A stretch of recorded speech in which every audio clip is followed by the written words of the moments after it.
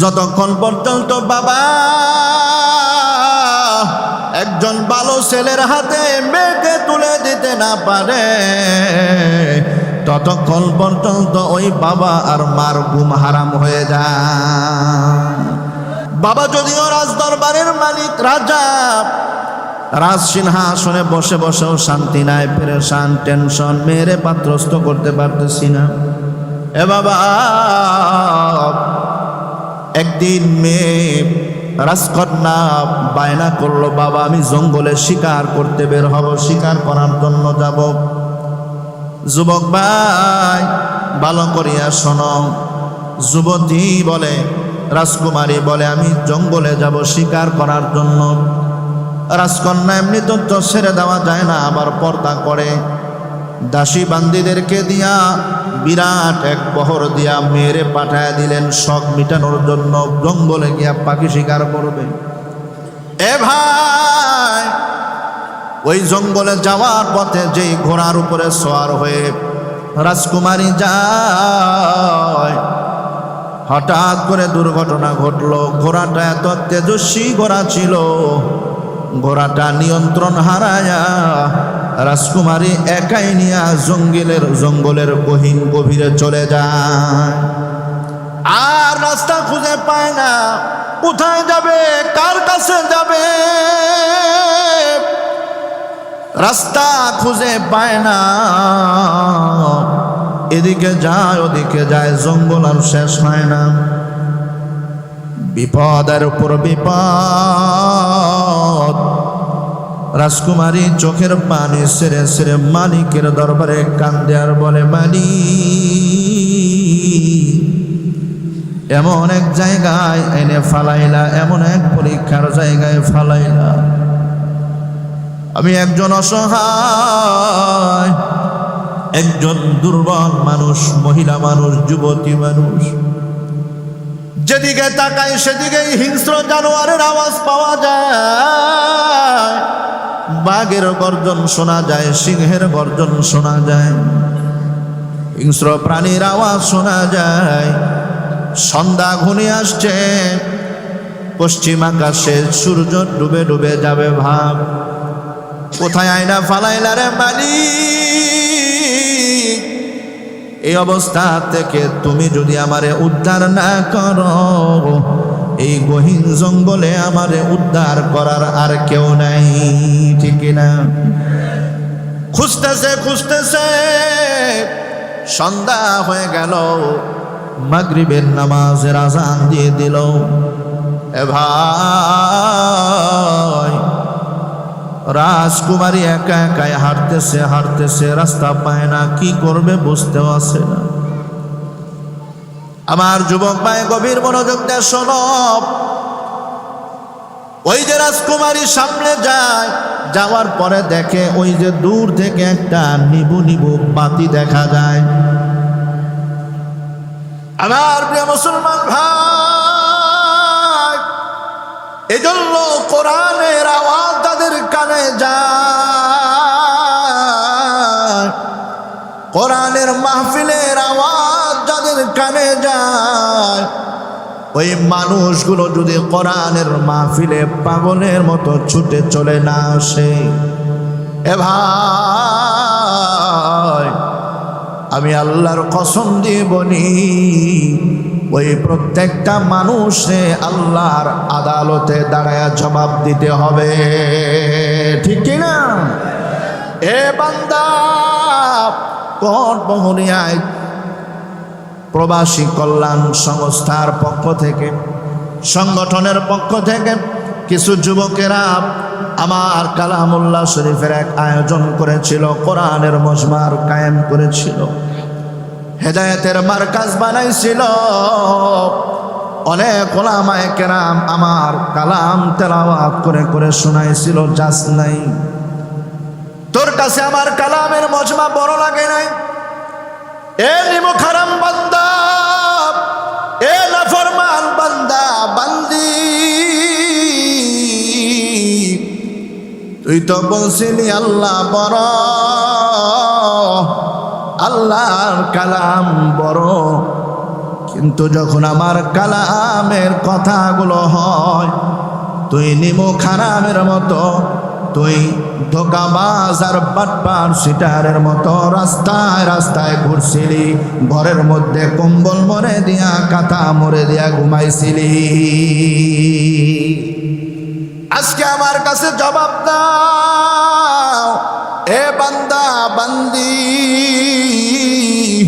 আমার কোরআনের আওয়াজ কি তোর কাছে এত তুচ্ছ মনে হয়েছে? আমার কোরআনের আওয়াজ কি তোর কাছে এত তুচ্ছ আর ছোট নগণ্য মনে হলো? আমার কোরআনের আওয়াজ বুঝি তোর কাছে বড় মনে হয় নাই? পেঁয়াজির দোকানে গিয়া ভিড় জমায়, চার দোকানে গিয়া ভিড় জমায়, ওয়াজ মাহফিলের বক্তার টেস্ট করে দেখি বক্তা কেমন। এই শ্রেণীর মুসলমানও আছে না নাই? আওয়াজ দিয়ে বলতে হবে, যুবক ভাইয়েরা আছে না নাই?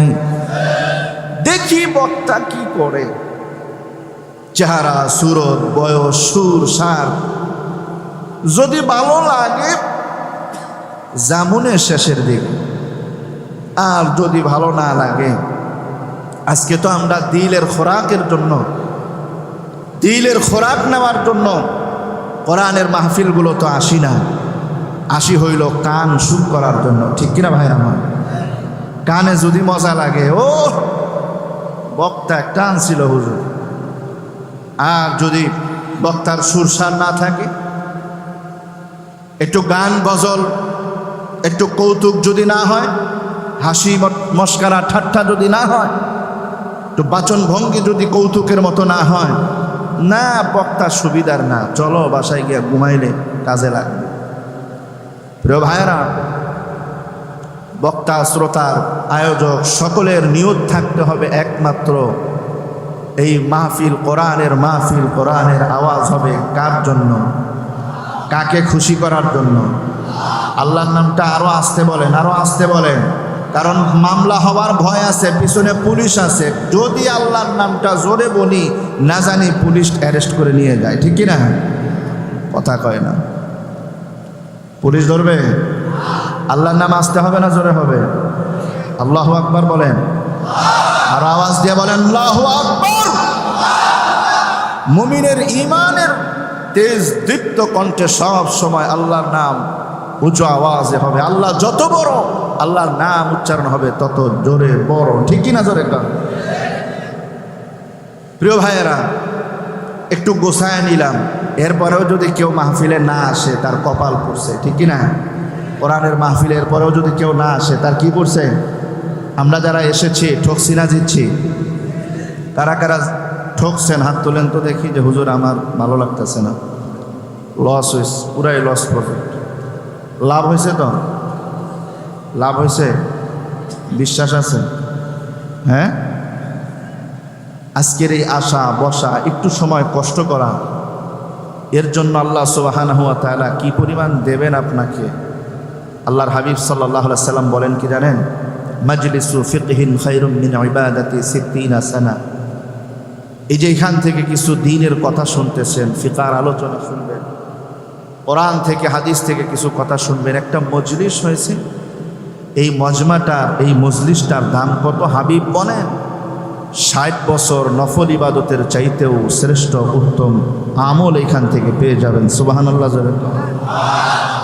কতক্ষণ সময়? 60 বছর কেউ বাঁচেও না করে এখন। প্রিয় ভাইয়েরা, এই জন্য গনিমত মনে করা।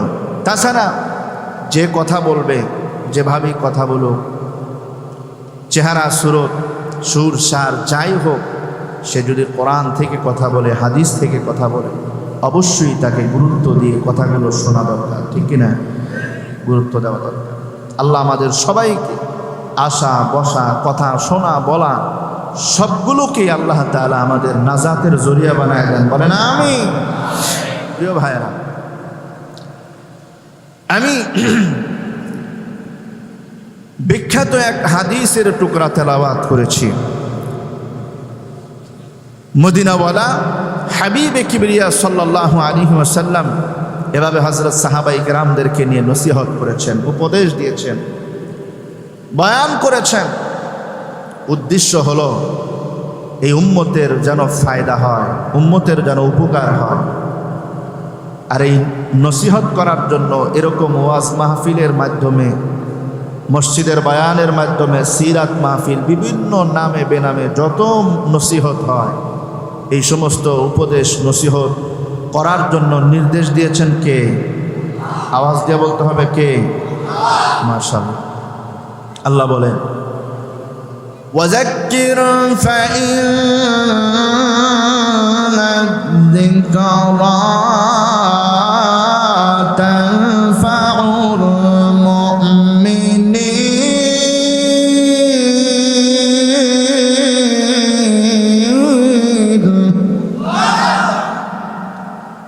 আল্লাহ বলেন, ওগো হাবিব, আপনি উপদেশ দেন, নসিহত করেন, ওয়াজ করেন। ফাইন্না যিকরা, এই উপদেশের দ্বারা তানফাউল মুমিনিন, মুমিনদের বড় উপকার হবে। সুবহানাল্লাহ। আপনি মুমিনদেরকে নসিহত করে করে দিন বুঝান, আমার পক্ষ থেকে আমার বড় এই বড়ত্ব বুঝান, মুমিনদের বড় ফায়দা হবে, বড় উপকার হবে, দুনিয়াতেও উপকার হবে, আখিরাতেও উপকার হবে। আমার প্রিয় মুসলমান ভাইয়েরা, আল্লাহর নবী, বিশ্ব নবী মুহাম্মদুর রাসূলুল্লাহ সাল্লাল্লাহু আলাইহি ওয়াসাল্লাম সাহাবায়ে কেরামদেরকে নসিহত করতেন। হযরত আবু যর গিফারি রাদিয়াল্লাহু তাআলা আনহু নবী করিম সাল্লাল্লাহু আলাইহি ওয়াসাল্লামের কাছ থেকে মাঝে মধ্যেই আসতেন, বলতেন, ইয়া রাসূলুল্লাহ, ইয়া হাবিবাল্লাহ, ওগো নবীজি, আমার একটু নসিহত করেন, আমার একটু উপদেশ দেন।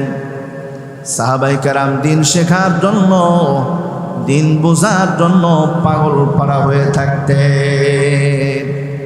কখন জানি নবীর কোন কথার দ্বারা হেদায়েত হয়ে যায়, জিন্দেগির মোড় ঘুরে যায়, জিন্দেগির মোড় পাল্টে যায়। নবী গো, আমার একটু নসিহত করেন, আমার একটু উপদেশ দেন, আমার একটু নসিহত করে দেন। আল্লাহ নবী সাল্লাল্লাহু আলাইহি ওয়াসাল্লাম হযরত আবু যর গিফারি রাদিয়াল্লাহু তাআলা আনহুকে তিনটা নসিহত করেন। কয়টা? আওয়াজ দিয়া আরো জোরে, সবাই মিলে। কয়টা? হয় না। কয়দিন পরে নির্বাচন, আমার ভাই, তোমার ভাই, অমুক ভাই, তমুক ভাই আসেনি, ওই সময় কি আওয়াজ এটাই থাকবে না বাড়বে? কথা কয় না, আওয়াজ বাড়বে না, লাফাইতে থাকবে মানুষ, লাফালাফি করবে। নির্বাচনের হাওয়া অলরেডি গায়ে লেগে গেছে, বাস মানুষ চিল্লাপাল্লা, কোদানি বাদানি যা দরকার সব করা শুরু করে দিয়েছে। খালি কোরআনের মজমায় আসলে, জুমার দিন মসজিদে আসলে চুপচাপ বসে থাকে, আওয়াজ মুখ দিয়ে বের হয় না। বক্তা ধাক্কাইতে ধাক্কাইতে, এরপরেও কথা মুখ দিয়ে বের হয় না। এই জাতীয় মুসল্লি আসে না, নেই, কথা কয় না।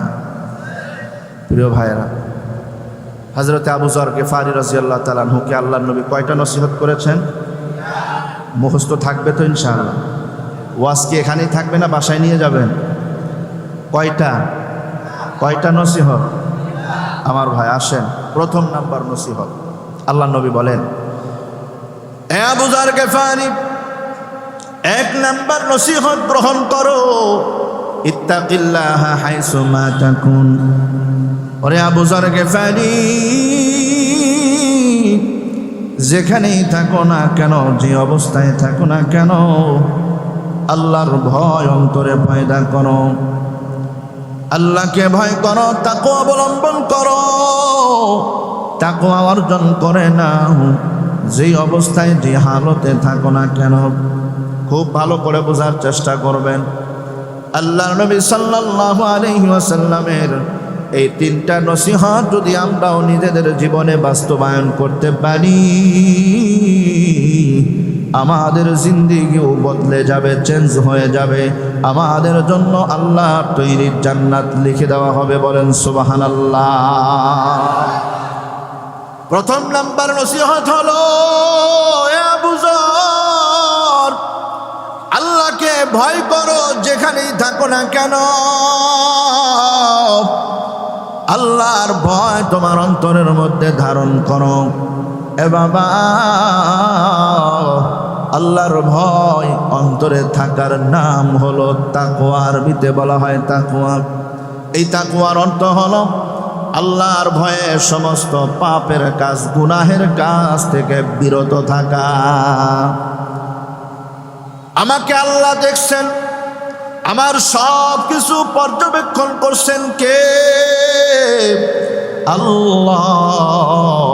আমার সব আমলগুলো পর্যবেক্ষণ করছেন। এবার আপনি মনে করতে পারেন আমি আলোতে অন্ধকারে একাকিত্বে ঘরের দরওয়াজা জানালা বন্ধ করিয়া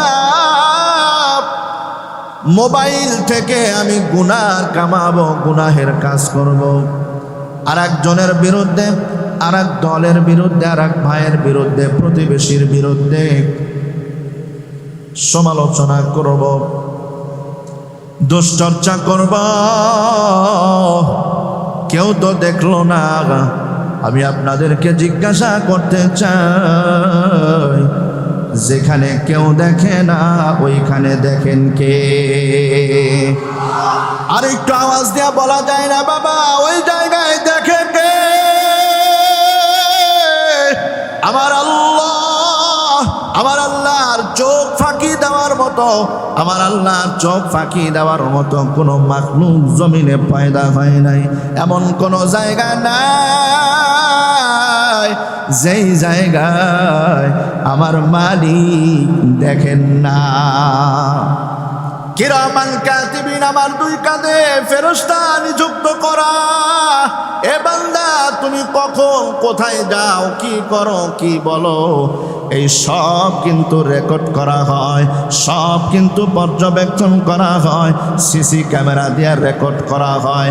দুনিয়ার সিসি ক্যামেরায় মাঝে মধ্যে বিদ্যুৎ না থাকার কারণে, মেশিন খারাপ হওয়ার কারণে, ওয়াইফাইয়ের সংযোগ নষ্ট হওয়ার কারণে, বিভিন্ন কারণে অকারণে নষ্ট হইয়া যায়, কিন্তু আল্লাহর সিসি ক্যামেরার কোনো নষ্ট হওয়ার ভয় নাই। ঠিক কিনা ভাইরা আমার? আল্লাহ রাব্বুল আলামিন তাও কালামের মধ্যে বলেন, মা ইয়ালফিজু মিন কাউলিন ইল্লা লাদাইহি রাকীবুন আতীদ। আল্লাহু আকবার। আমার ভাইরা, আল্লাহ রাব্বুল আলামিন বলেন, এ বান্দা, তুমি কখন কি বলো সব কিন্তু আমি মালিক রেকর্ড করিয়া রাখি। কখন কার বিরুদ্ধচারণ করেছ কেউ শোনে নাই, আমি কিন্তু রেকর্ড কইরা রাখছি। ঠিক কিনা? ওই যে কিয়ামতের ময়দানে বিচারের মিজানের পাল্লা যখন দাঁড় করায় দেওয়া হবে, আমার নেকি বদিগুলো ওজন করা হবে, ওই সময় দেখা যাবে আল্লাহ বান্দা আমল নামাগুলো দেখে দেখে বলবে, হায় আফসোস, আমার ছোট্ট থেকে ছোট্ট একটা অপরাধও ছাড় দেওয়া হয় নাই। হায় আফসোস, আমার এত ছোট একটা আমল, এত ছোট একটা গুনাহ, এটাও সারা হয় নাই। নেকিও সারা হবে না, গুনাহও সারা হবে না। ঠিক কিনা বলেন? এজন্য আল্লাহকে ভয় করার দরকার আছে না নাই? এ ভাই, যার ভিতরে আল্লাহর ভয় থাকবে, যার ভিতরে আল্লাহর ভয় তাকওয়া থাকবে, ওই লোকটা কোনোদিন গুনাহের কাজ করতে পারে না।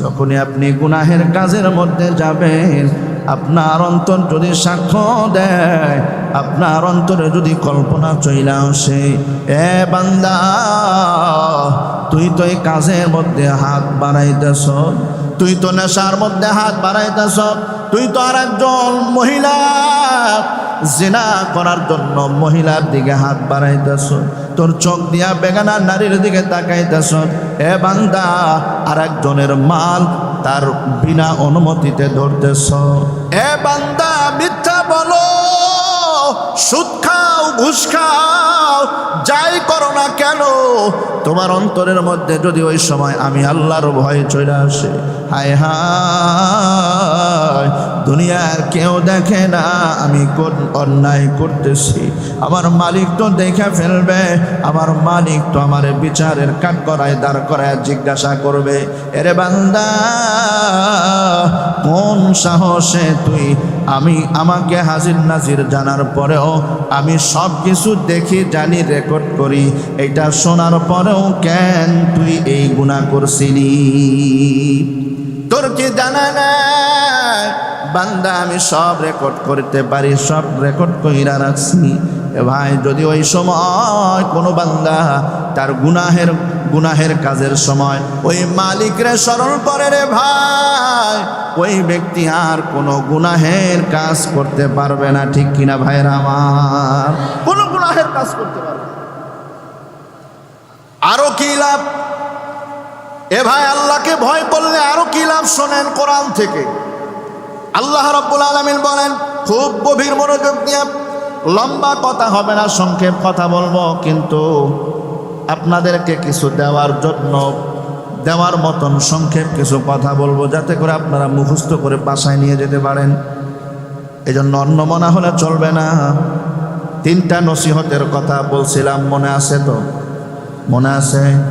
প্রথম নাম্বার নসিহত চলতেছে, আল্লাহর নবী বলেন, ইত্তাকিল্লাহ হাইসুমা তাকুন। এ বান্দা, ইত্তাকিল্লাহ হাইসুমা তাকুন। আবু যর গিফারি রাদিয়াল্লাহু তাআলা আনহু বিশ্বনবী মুহাম্মদুর রাসূলুল্লাহ সাল্লাল্লাহু আলাইহি ওয়াসাল্লাম নসিহত করতেছেন। আমি বলতেছিলাম, রে বাবা, আল্লাহকে ভয় করলে আর কি লাভ? আমি বলবো আরো 2টা লাভ। জোরে কোন, কয়টা লাভ? আল্লাহকে ভয় করলে আরো কয়টা লাভ আছে? আওয়াজ দিয়ে বলেন না কেন, কয়টা? জোরে কোন, আরো জোরে, জোর দিয়া, কয়টা? কেন বলাইছি মুসিল করে? মনে রাখার লেগে, ঠিক না? তো 2টা নসিহত, 2টা উপকার হবে, ফায়দা হবে। আল্লাহ সেই কোরআনের মধ্যেই, আল্লাহর কালাম থেকে আমি আপনাদেরকে শোনাই। শোনেন, আল্লাহ বলেন, وَمَن يَتَّقِ اللَّهَ يَجْعَل لَّهُ مَخْرَجًا।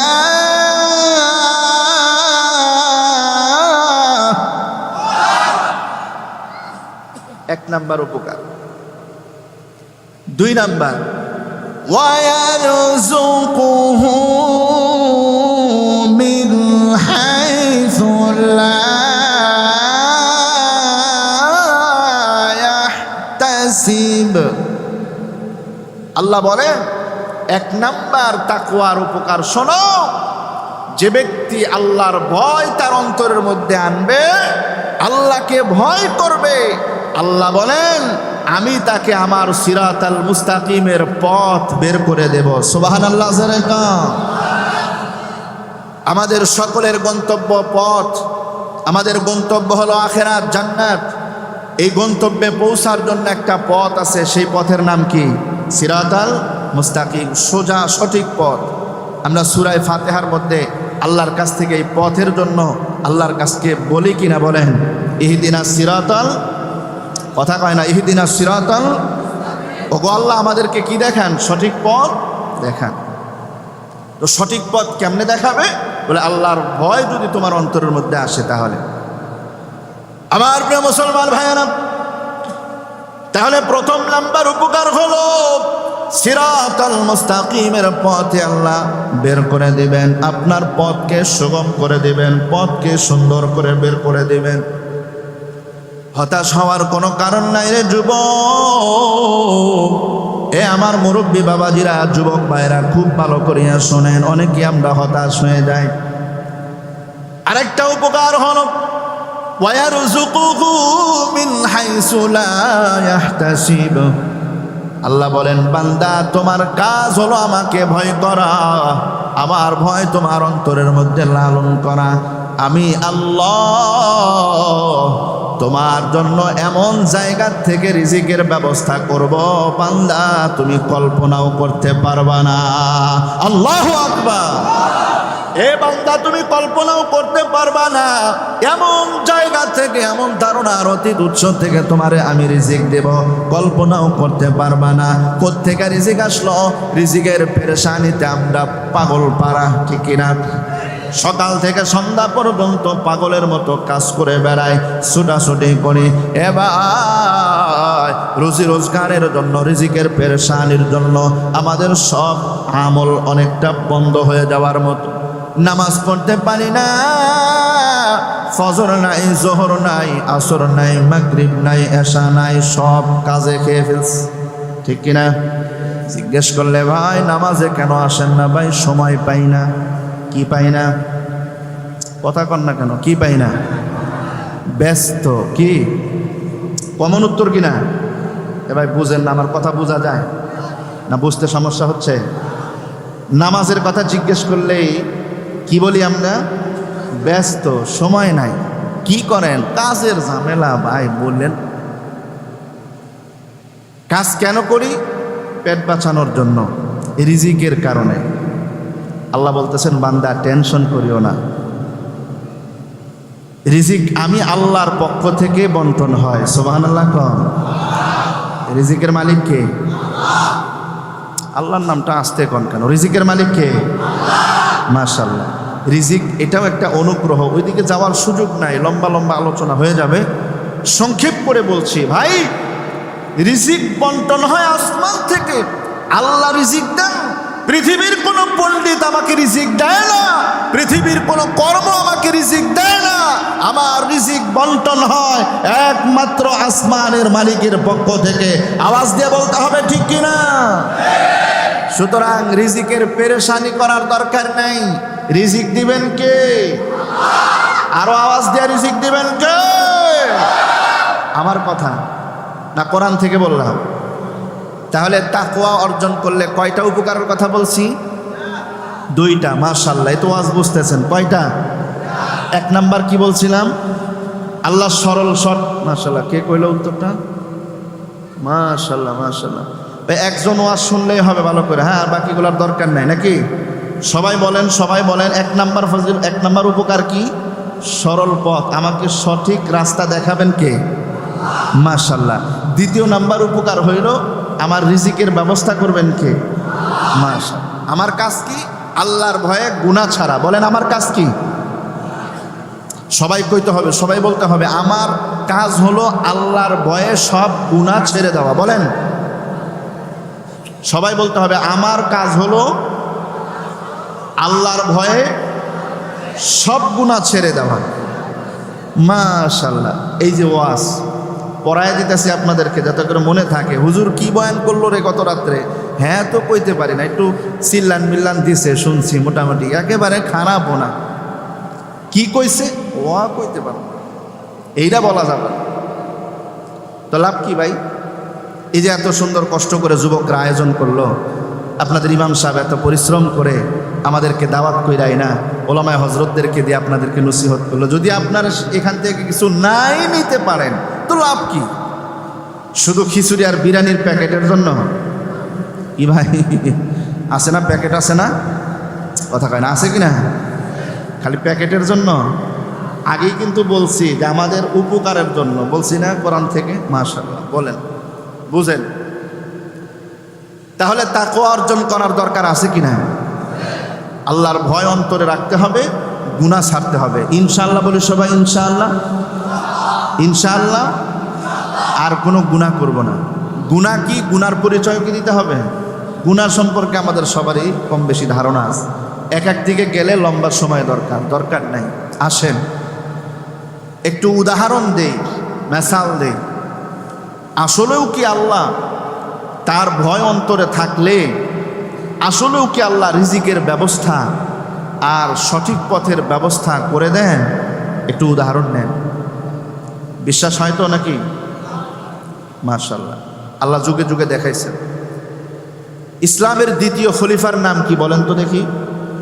হযরতে ওমর। মাশাআল্লাহ, হযরতে ওমরে ফারুক রাদিয়াল্লাহু তাআলা আনহু প্রফেসর ডক্টর ইউনূসের মতো রাষ্ট্রপ্রধান ছিলেন, ঠিক না? বাংলাদেশের মতো একটা রাষ্ট্রের প্রধান ছিলেন, জি। ভারত উপমহাদেশের মতো না? আল্লাহু আকবার। অর্ধ পৃথিবীকে ভাগ করলে, পুরা পৃথিবীকে অর্ধেক করলে যেই পরিমাণ বড় হবে, আল্লাহর হাবিবের এই খলিফা হযরতে ফারুক আজম রাদিয়াল্লাহু পুরা আপনার অর্ধ জাহানকে পৃথিবীতে থাকতেন, রাষ্ট্র পরিচালনার কাজ করতেন। মনটা নরম করে গভীর মনোযোগ দিয়ে কথাগুলো শুনবেন বাবা। রাতের বেলা হইলে নবীজির খলিফা হযরত ওমর ফারুক রাদিয়াল্লাহু তাআলা এলাকায় বের হতেন, মদিনার অলিতে গলিতে ঘুরতেন আর দেখতেন কে অনাহারে আছে, কে খাবার পায় না, কষ্ট করে, কার ভিতরে কি ব্যথা, কার ভিতরে কি দুঃখ আর কষ্ট। সুবহানাল্লাহ। এ ভাই, আমাদের দেশের নেতাদের কথা তো আমরা সবাই জানি কম বেশি, ঠিক কিনা জোরে কম? দিনের বেলায় সাধু সাজে, রাতের বেলায় চুরি করে, আছে না? আপনাদের এলাকা নেতারা আবার ভালো আছে মাশাআল্লাহ, ঠিক কিনা? নাইলে তো আবার আমারে ধরে ফেলবেন, হুজুর এত দূরের থেকে আইসা আমগো নেতাকে বদনাম কর। না ভাই, সব নেতা যদি খারাপ হইতো পৃথিবী চলতো?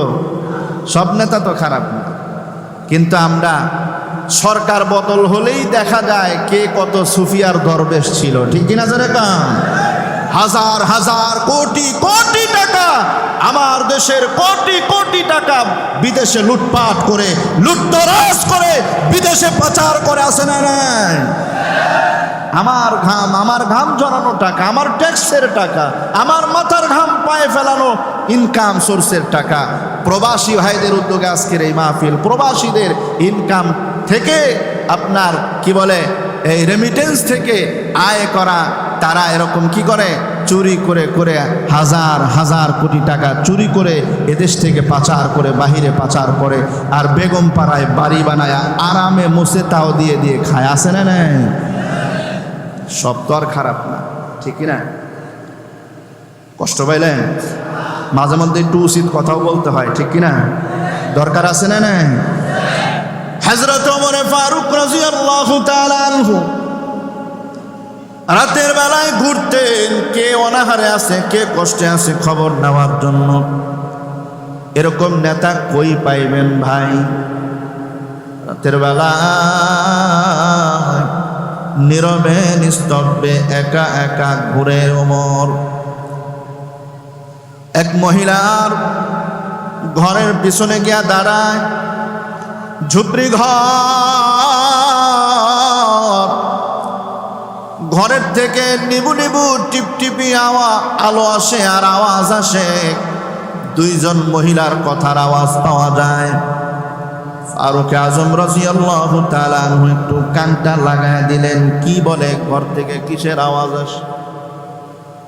মা তার যুবতী মেয়েরে ডাক দিয়া কয়, এ আমার মেয়ে, সকাল হওয়ার আগে, সূর্য ওঠার আগে, ভোর হওয়ার আগে ওই যে আমাদের বকরির দুধ দহন করে নাও, ওই বকরির দুধ দহন করে এর মধ্যে একটু বালতির মধ্যে পানি মিশায় নাও। যদি পানি মিশায় নিয়ে বাজারে বিক্রি করা যায়, বালতিটা ভরে যাবে, বেশি দামে বিক্রি করা যাবে। হযরত ওমর ফারুক রাদিয়াল্লাহু তাআলা আনহু অবাক শ্রবণ করতেছেন কথাগুলো। এ ভাই, আমাদের নেতারা বা আমরা নিজেরা হইলেও এটা বরদাস্ত করতাম না, সাথে সাথে ধরে ফেলতাম। ওমর একটু অপেক্ষা করে দেখি, যেই যুবতীর তার মা জিজ্ঞাসা করেছে, যুবতীর উত্তরটা কি দেয়। মেয়ে ডাক দিয়া কয়, রে মা, ওমরের শাসন আমল, ওমর নিষেধ করেছেন খাবারে ভেজাল দেওয়া যাবে না, খাবারে ভেজাল দিয়েছি, ওমর যদি জানতে পারে কল্লা আলাদা করে দিবে, ঠিক কিনা? ওমরের শাসনামলে ভেজাল করা যাবে না।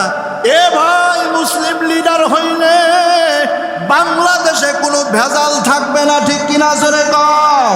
কোরআনের আইন বাস্তবায়ন হলে, কোরআনের আইন দিয়া সংসদ চালাইলে এদেশে কেউ ভেজাল করতে পারবে না, ঠিক কিনা? জোরে কও। ভেজালে ভেজালে বাটপারে সিটারে আমাদের দেশটা ভরে গেছে। কথা কইতে হবে, জোরে কন, জোরে কন, ঠিক কিনা? হযরতে ফারুক আযম রাদিয়াল্লাহু তাআলা আনহু কথা বলে বলে মেয়ে বলতেছে, রে মা, ওমর যদি জানতে পারে সকাল বেলায় বিচারের কাঠ করায়, তোমারেও দাঁড় করায় দিবে, আমারেও দাঁড় করায় দিবে, রক্ষা নাই। মা ডাক দিয়া কয়, রে বেটি, রাতের বেলায় ওমর জানবো কেমনে? এই অন্ধকারের রাত ওমর খবর পাইব কেমনে? পানি মিশায়াল। পিছনে কে দাঁড়ানো? বোঝেন নাই মনে হয়। পিছনে কে দাঁড়ানো? মেয়ে কয়, মা, ওমর যদি জানতে পারে রক্ষা নাই। ওমর উত্তর শুনে এখনো কলিজা ভরে নাই। শুধু ওমরের ভয় অন্তরের মধ্যে, কিন্তু ওমরের রব যিনি, তার ভয় ওই মহিলার অন্তরে আছে না নাই? পরীক্ষা করে। সুবহানাল্লাহ। মা ডাক দেয়া কয়, রে এ মা, ওমর তো দেখবে না, ওমরের কোনো লোকও নাই, কেউ নাই, গভীর রজনীতে কে দেখবে? আমি আবার আপনাদেরকে জিজ্ঞাসা করতে চাই, গভীর রজনীতে খাবারে ভেজাল দিলে দুনিয়ার কেউ না দেখলেও কে দেখে? আমাদের দেশে দুধে পানি দেওয়াই না মানুষ আছে না নাই? কোনোদিনও আল্লাহরে ডরায় না, কোনোদিনও আল্লাহরে ভয় করে না, বরং এর পিছনে আরো যুক্তি দাঁড় করায়, ঠিক কিনা? ওই যুবতী মহিলা ডাক দিয়া কয়, এরে মা, ওমরের চোখ ফাঁকি দেওয়া সম্ভব, ওমরকে ফাঁকি দিতে পারবা, কিন্তু ওমরের একজন মালিক আছে, আমাদের একজন মালিক আছে, কুল কায়নাতের মালিক, আমাদেরকে যিনি রিজিকের ব্যবস্থা করেন রে মা, ওই আল্লাহ, ওই মালিকের চোখ কেমনে ফাঁকি দিবা? ওই মালিকের চোখ কেমনে ফাঁকি দিবা রে মা? মালিক তো দেখে ফেলবে, মালিক তো ধরে ফেলবে। এখন ধরবে না, মরার পর কিয়ামতের ময়দানে হ্যান্ডকাপ লাগায়া বিচারের কাঠ করায়, দাঁড় করায় যদি জিজ্ঞাসা করে, রে মহিলা, আমার বান্দি, আমারে ভয় করো নাই, আমারে ভয় করো নাই, আমারে ভয় না কইরা দুধের মধ্যে পানি মিশাইছিলা, মানুষরে কেন পানিরে দুধ বইলা খাওয়াইছিলা? হিসাব দাও। হিসাব না দেওয়া পর্যন্ত তোমার সামনে কদম রাখার সুযোগ নাই। এরে মা, ওই দিন তোমার আর আমার কি অবস্থা হবে? সুবহানাল্লাহ, জোরে কান। ওমরের কলিজা ভরে গেল, ওমরের কলিজা শান্ত হয়ে গেল, ঠান্ডা হয়ে গেল। হযরতে ফারুক আযম রাদিয়াল্লাহু তাআলা আনহু অবাক হয়ে গেলেন,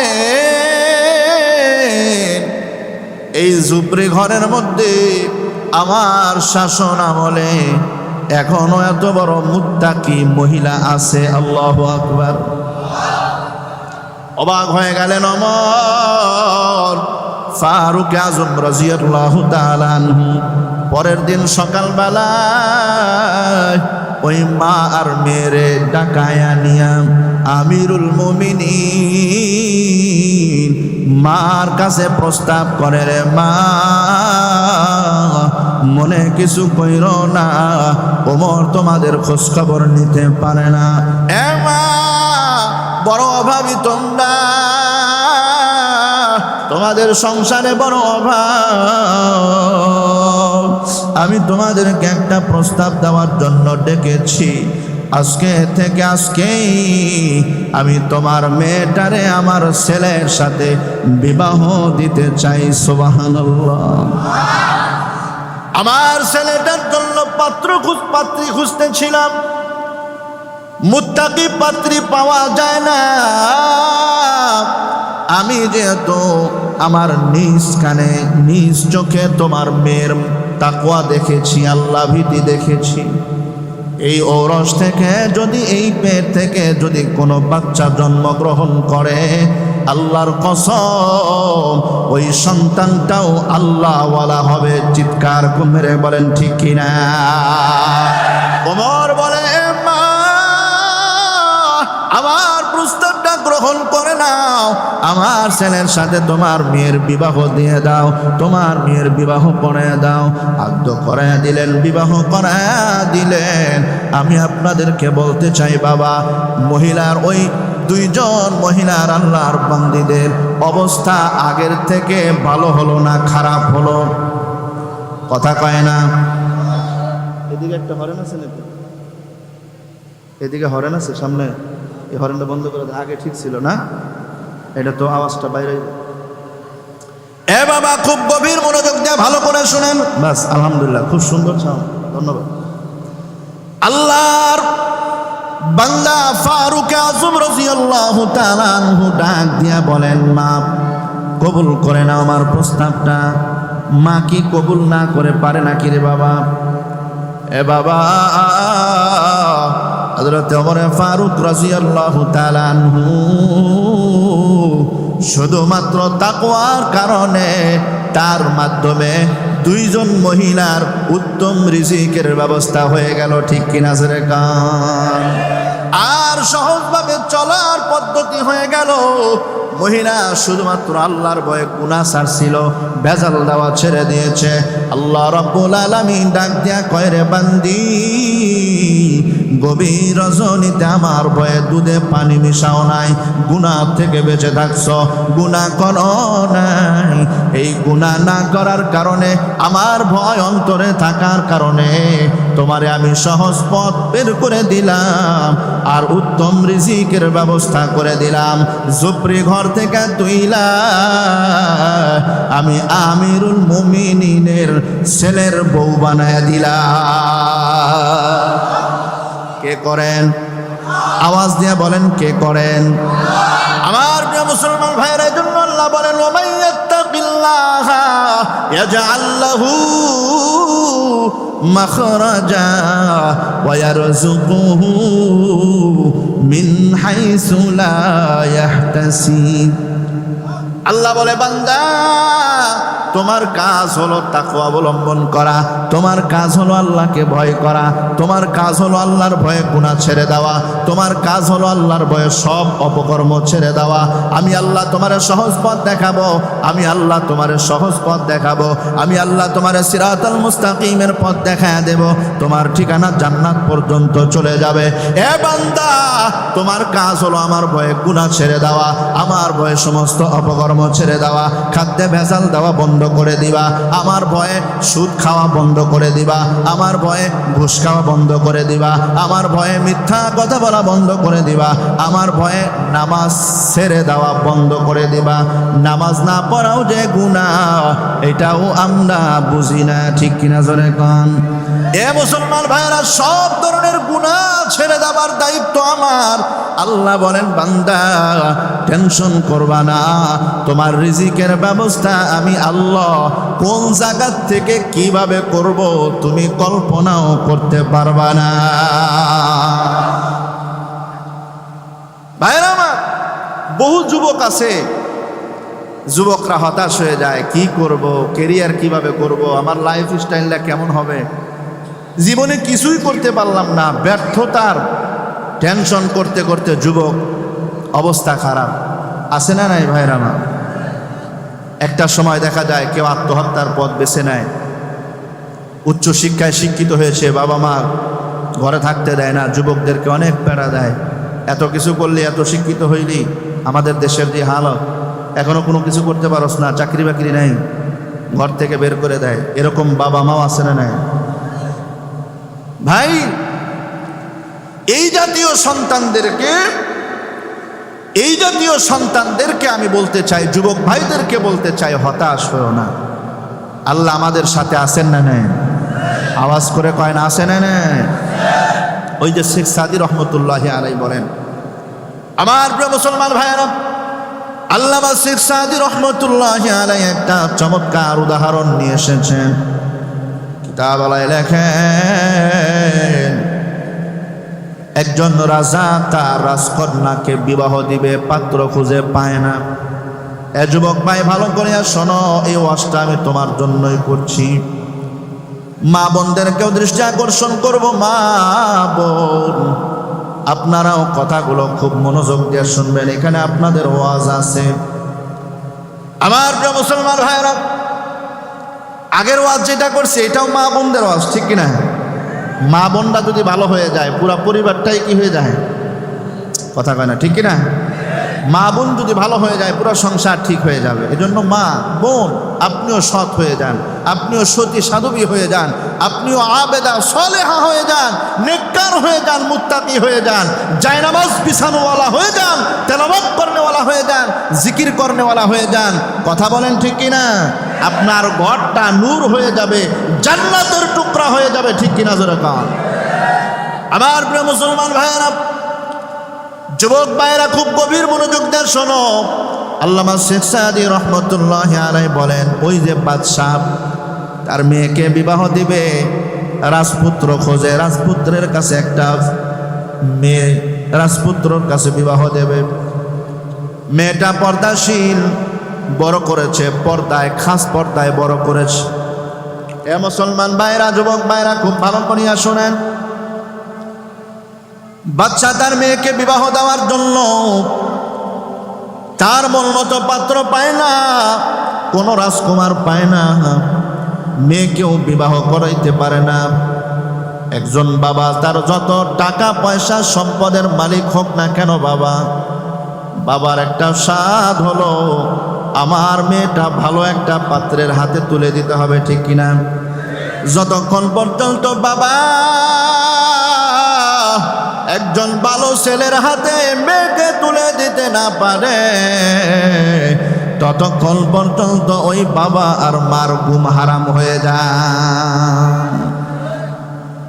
বাবা যদিও রাজদরবারের মালিক, রাজা, রাজসিংহাসনে বসে বসেও শান্তি নাই, পেরেশান, টেনশন, মেয়েরে পাত্রস্থ করতে পারতেছি না। এ বাবা, একদিন মেয়ে রাজকন্যা বায়না করলো, বাবা আমি জঙ্গলে শিকার করতে বের হব, শিকার করার জন্য যাব। যুবক ভাই ভালো করিয়া শোনো, যুবতী বলে, রাজকুমারী বলে, আমি জঙ্গলে যাব শিকার করার জন্য। রাজকন্যা এমনি তো ছেড়ে দেওয়া যায় না, আবার পর্দা করে। দাসী বান্দিদেরকে দিয়া বিরাট এক বহর দিয়া মেয়েরে পাঠায় দিলেন শখ মিটানোর জন্য, জঙ্গলে গিয়া পাখি শিকার করবে।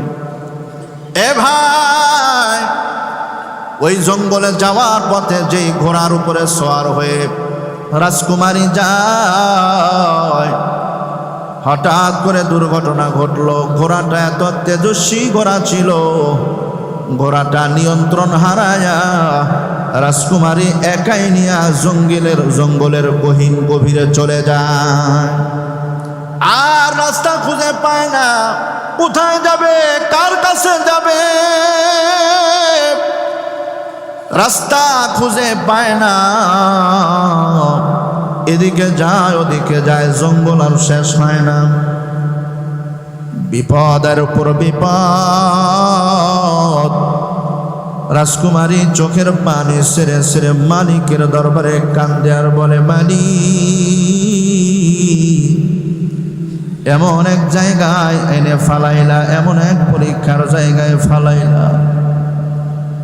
আমি একজন অসহায়, একজন দুর্বল মানুষ, মহিলা মানুষ, যুবতী মানুষ। যেদিকে তাকাই সেদিকেই হিংস্র জানোয়ারের আওয়াজ পাওয়া যায়, বাঘের গর্জন শোনা যায়, সিংহের গর্জন শোনা যায়, হিংস্র প্রাণীর আওয়াজ শোনা যায়। সন্ধ্যা ঘনিয়ে আসছে, পশ্চিম আকাশে সূর্য ডুবে ডুবে যাবে ভাব। কোথায় আয়না ফালাইলা রে মালিক, এই অবস্থা থেকে তুমি যদি আমারে উদ্ধার না করো, এই গহীন জঙ্গলে আমারে উদ্ধার করার আর কেউ নাই। ঠিক না? খুঁজতেছে খুঁজতেছে সন্ধ্যা হয়ে গেল, মাগরিবের নামাজের আজান দিয়ে দিল। এ ভাই, রাজকুমারী একা একাই হাঁটতেছে হাঁটতেছে, রাস্তা পায় না, কি করবে বুঝতেও আছে না। আমার যুবক ভাই গভীর মনোযোগ দিয়ে শোনো। ওই যে রাজকুমারী সামনে যায়, যাওয়ার পরে দেখে ওই যে দূর থেকে একটা নিবু নিবু বাতি দেখা যায়। ওই মহিলার, যুবতী মহিলা রাজকুমারীর কলিজার মধ্যে একটু পানি চলে আসে। যেই জায়গায় বাতি দেখা যায়, নিশ্চয় ওখানে গেলে আমি একটু আশ্রয় পাব। ঠিক কিনা? যেখানে বাঘের ভয় সেখানে রাত পোহায়। এই গহীন জঙ্গলের ভিতরে একটু আলো পেয়েছে, মহিলা বড় খুশি, বেজায় খুশি। দৌড়াইয়া গিয়া ওই জঙ্গলের দিকে তাকায়, দেখে একটা মসজিদের মতো, ইবাদত গাহের মতো দেখা যায়। আরে ভাই, ওই ইবাদত গাহের মধ্যে একজন যুবক মোমবাতি জ্বালায়া জ্বালায়া ইবাদতে মশগুল। সুবহানাল্লাহ জোরে কও। এত সুন্দর চেহারার যুবক আর জীবনে কোনোদিন দেখে না। যুবতী রাজকুমারী ওই যুবকের চেহারা দেখা অবাক হয়ে গেল। এই জঙ্গলের মধ্যে মালিকের একজন পাগল যুবককে আমি পাইলাম। এই গহীন জঙ্গলের মধ্যে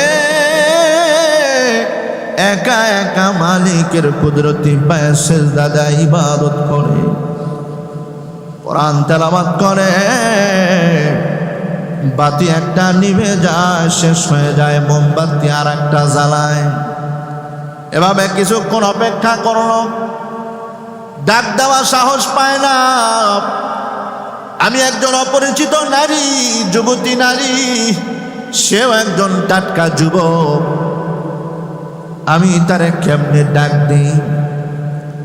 কিন্তু কি করবে, চতুর্দিকে হিংস্র জানোয়ারের গর্জন শোনা যায়। রাত আস্তে আস্তে ভারী হয়। এরপরে সালাম দিলেন, টোকা দিলেন, এ যুবক, আমি একজন মুসাফির নারী। রাজকুমারী এটা বলে নাই, আমি একজন পথ হারা মুসাফির, একজন নারী।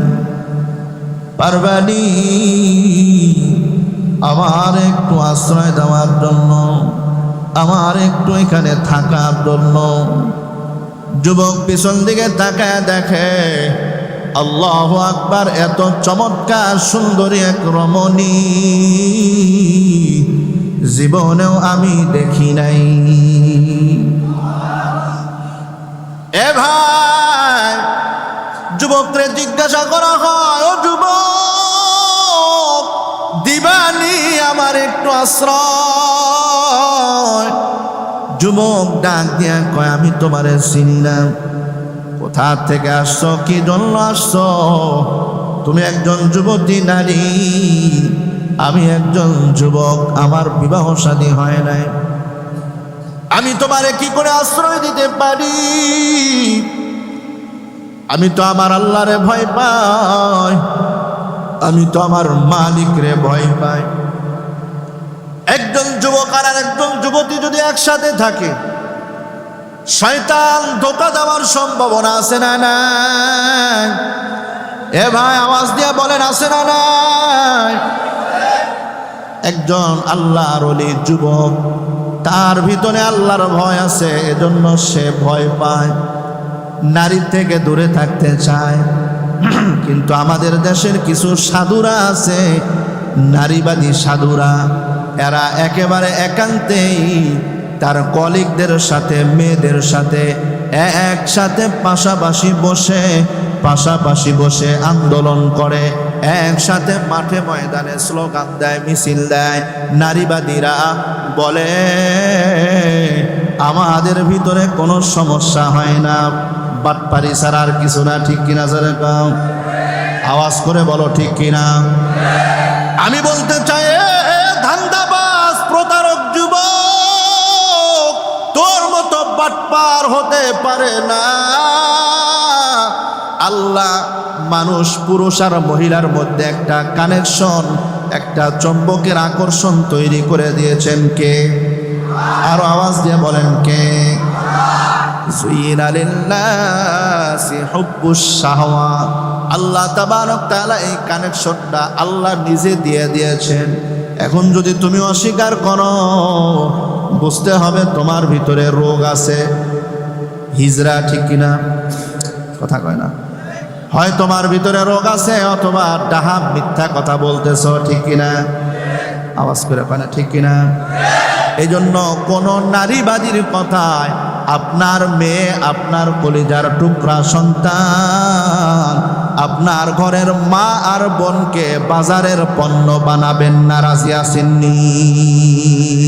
লিল্লাহে তাকবীর।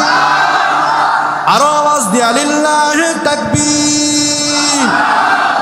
হাত নামান। আল্লাহ আমার ভাই যারা এখানে মাহফিল উপস্থিত হয়েছে, আল্লাহ আমার মা বোনরা যারা মাহফিল শুনতে এসেছে, প্রত্যেকটা মা বোনদেরকে তুমি পর্দাওয়ালা বানায় দাও। বলেন আমিন। যুবতী ডাক দেয়া কর, এ যুবক, তোমার ভিতরে আল্লাহর ভয় আছে, আমার ভিতরেও কিন্তু কম না। সুবহানাল্লাহ কন। আমার ভিতরে আল্লাহর ভয় আছে। পাশাপাশি এই জঙ্গলের মধ্যে হিংস্র প্রাণীও আছে। আমারও যদি একা ছাইরা দাও, আমি কিন্তু বাঘের শিকার হয়ে যাব, হিংস্র প্রাণীর শিকার হয়ে যাব। আমার হিংস্র প্রাণীর আমারে ছিঁড়ে ফিরে খেয়ে ফেলবে। তুমি কি এটা চাও নাকি? যুবক ডাক ডাক কয়, না আমি সেটা চাই না।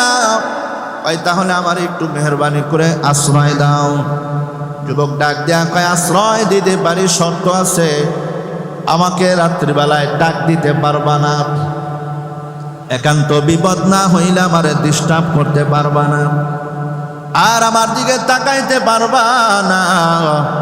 তোমারে ওই ইবাদত খানার এক ঝুপড়ির কোনায় আমি তোমারে বিছানা কইরা দেব, আমার মুসাল্লা বিছায়া দেব, সেখানে তুমি ঘুমায়া থাকবা। আমি কি করি না করি আমার দিকে তুমি তাকাইতে পারবা না। সুবহানাল্লাহ জোরে কান। মহিলা রাজি হয়ে গেল, বেজায় খুশি হয়ে গেল। এই গহীন জঙ্গলে এ যুবক, তুমি যে আমারে একটু আশ্রয় দিয়েছ, এটা তো অনেক বড় উপকার। আমি তোমার এই ঋণ কোনো দিন শোধ করতে পারবো না। যুবক, আমি তোমার শর্তে মানলাম, আমি রাজি হয়ে গেলাম। আমার বিছানা কইরা দাও। হাঁটতে হাঁটতে বড় ক্লান্ত হয়ে গেছি, রাত্র গভীর হয়ে যাচ্ছে। আমার বিছানা কইরা দাও, আমি ঘুমায় পড়ি, তুমি যা করার তাই করো। শুধু দেখবা আমার যেন কোনো হিংস্র প্রাণী ক্ষতি না করে। সুবহানাল্লাহ। এ ভাই, আল্লাহর ভয় তাদেরকে কোথা থেকে কোথায় নিয়ে যায় দেখেন। যুবকও ভয় পায় আল্লাহরে, যুবতীও ভয় পায় কারে? কথা কয় না কারে? আল্লাহর ভয় অন্তরে থাকলে কোনো গুনাহ হবে নাকি? এই গহীন জঙ্গলের ভিতরে আমাদের দেশের কোনো যুবক যুবতী একখানে হইলে অবস্থাটা কেমন হইত? ঠিক কিনা জোরে কহ। কিন্তু বাংলাদেশের যুবক হোক আর যেই দেশের যুবক হোক, ওই আল্লাহরে ভয় করার দরকার আছে না নাই? যুবতীরে মুসাল্লা বিছায়া দিস, এক কোনায় শোয়ার ব্যবস্থা করে দিল। এবার যুবক বাহিরে গিয়া কিতাব একটা খোলে আর পরে পৃষ্ঠা উল্টায়ার পরে আবার শেষ হয়ে যায়, আবার পরে সামনে একটা মোমবাতি জ্বালানো। শয়তান কিছুক্ষণ পর পর ভিতরে ধোঁকা দিতে থাকে। এ যুবক, গহীন জঙ্গল, তোর পাশে একটা রমণী বসে আছে, শুয়ে আছে, কেউ দেখবে না, তুই তোর কাজ সেরে নে। যুবক নিজেরে নিজে ধমক দেয়, ধিক্কার দেয়, এরা শয়তান, তোর কি লজ্জা করে না, তোর কি শরম করে না? যেই মালিক তোরে খাবার দেয়, যেই মালিক তোরে রিজিক দেয়, যেই মালিক তোরে এত মোহাব্বত করে ভালোবাসে, দুনিয়ার সব মানুষ থেকে তোরে জঙ্গলে আইনা আল্লাহর ওলি বানাইলো, বন্ধু বানাইলো, আল্লাহর কাছাকাছি নিয়ে আসলো।